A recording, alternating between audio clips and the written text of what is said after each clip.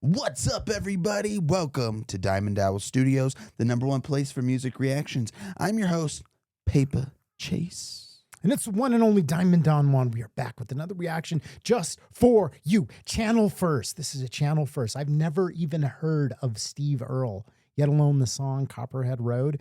Don't even know the genre. I have no idea what we're getting into. You don't know Steve Earle?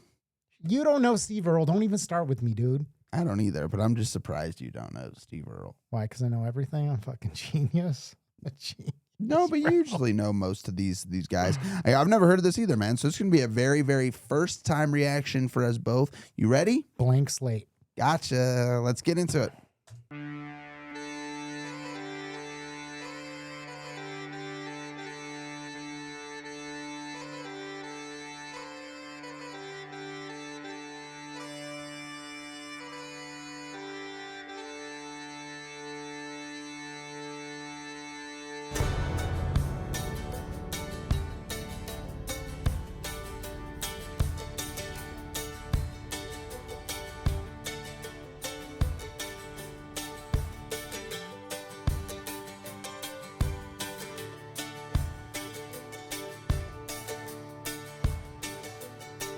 Well, my name's John Lee Pettimore,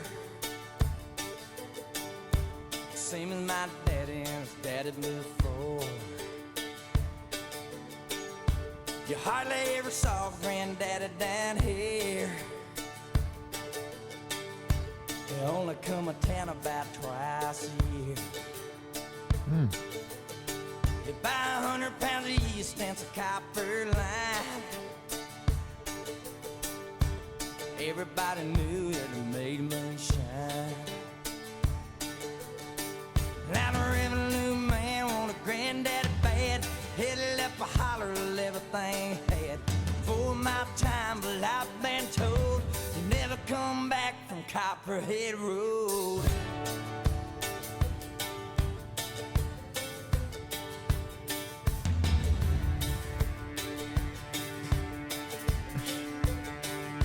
That's that real drinking and driving, hitting that moonshine. Oh, the song makes me want to drink, dude. Fuck yeah. Oh, I like this song, man. It's a vibe. And daddy ran a whiskey in a big black Dodge. Bought it at an auction at the Mason's Lodge. Johnson County Sheriff painted on the side. Just shot a coat of primer, then looked inside. Well, him and my uncle tore that engine down. I still remember that rumbling sound. And then the sheriff came around in the middle of the night. Heard mama crying that something wasn't right.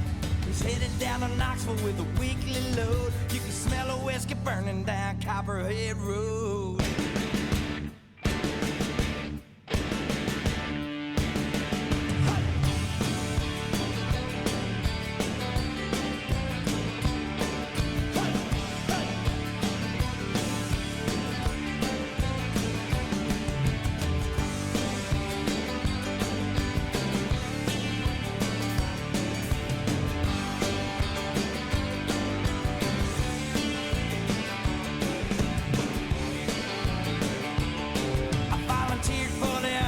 All right, I had to hit it with a little pause so we could talk about that first part. Yeah, I mean, I'll say first off, I was looking at the band and I'm like, God, there's so many instruments and so many guitar players and whatever. And I'm like, it's so calm. There's gotta be some like A breakdown. pickup, some breakdown, and we got it. We sure as hell got it.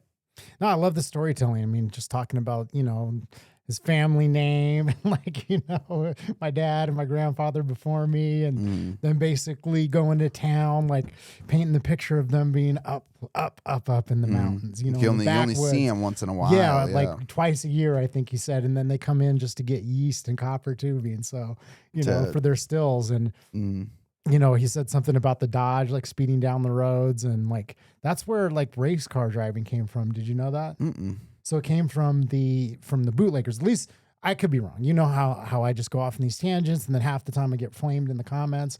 But I'm pretty sure like Daytona and all that stuff started from the bootleggers, because those guys would take their cars and they would like strip them because they needed to pack as much liquor into them as they could, and then they'd soup them up. So they'd go and they'd be cranking on them and wrenching on them to make them faster, because the whole thing was like, we need to fit as much, whiskey in here as we can. And when the cops come after us, we need to be able to outrun them. And then, obviously those dudes are addicted to the adrenaline and the fast life, The literally. alcohol. Yes, exactly. Plus they were building the skills of like how to work on the cars, make them faster. And then that ended up translating into racing, because they'd get together and they were like, okay, let's see who's got the fastest ride. Oh, that's very interesting. Yeah. I hope that you're accurate about that. We're going to find out.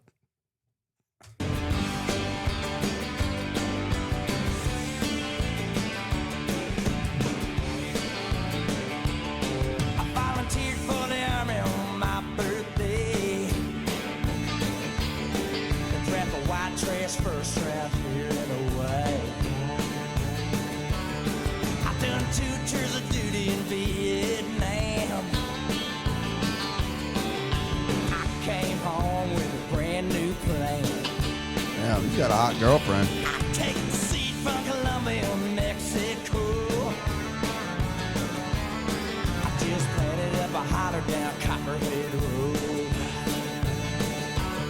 And now the DA's got a chopper in the air. We got screaming like I'm back over there. I learned a thing or two from Charlie, don't you know? You better stay away from Copperhead Road.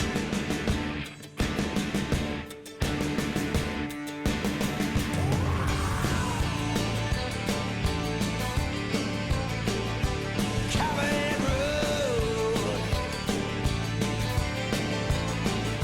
Copperhead Road.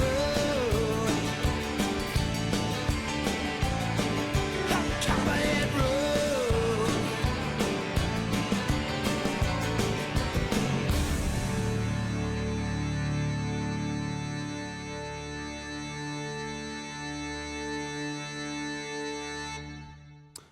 I mean this with all due respect.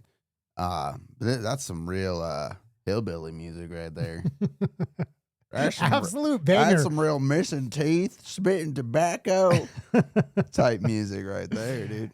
I had no idea where the song was going to go, because we saw the little glimpse of like, the Nam, choppers. And I was like, where is this song going to head? And I had no idea. Like, I was just thinking it was going to be a story of him going to Vietnam, but he's Get like, to the chopper. get to the chopper. Do it now.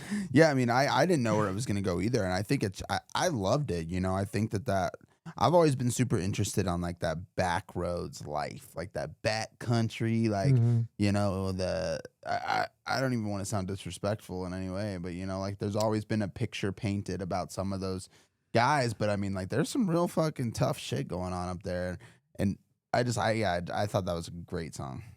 Yeah, I feel like the Appalachians, and they kind of get shitted on.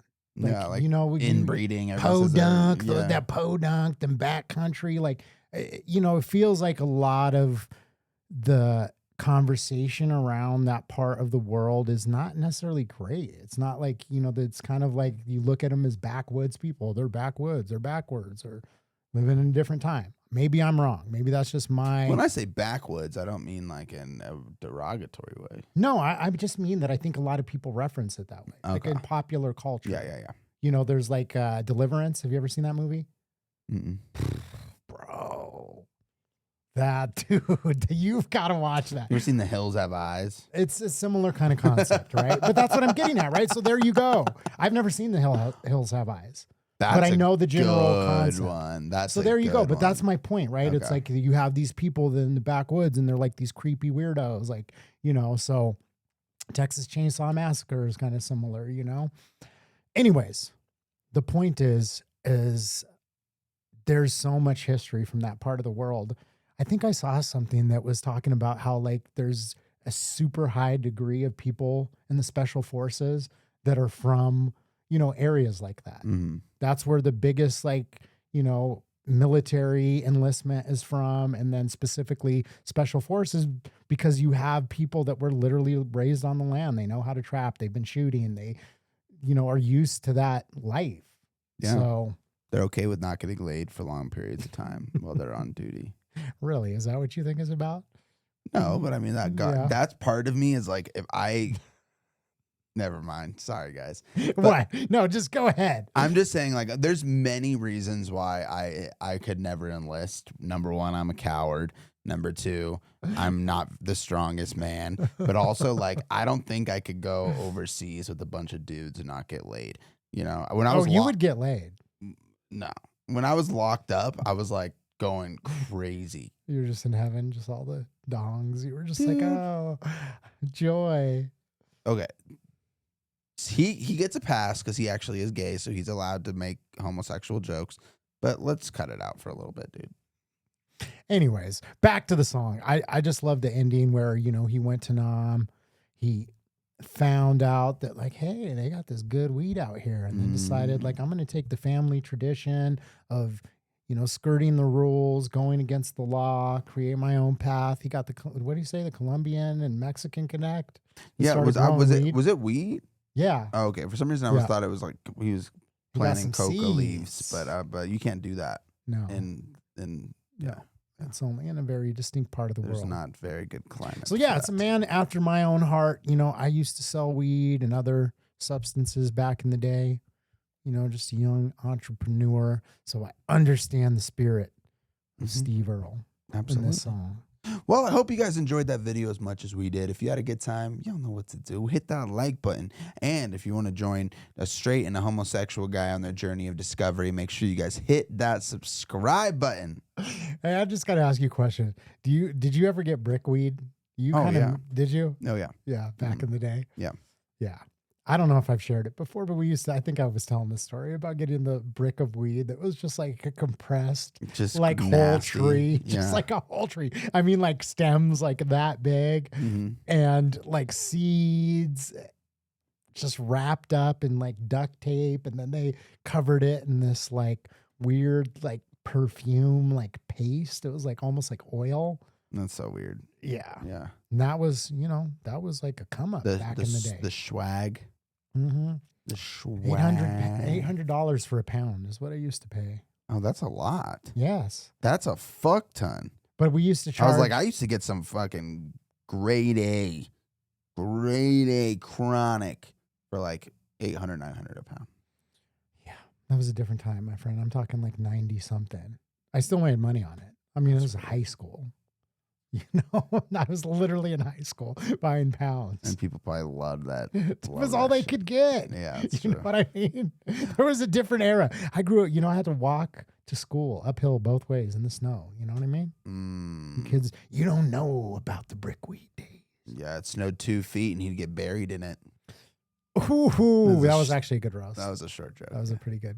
Thank you guys for watching. Hey, we'll see you on the next one. Peace.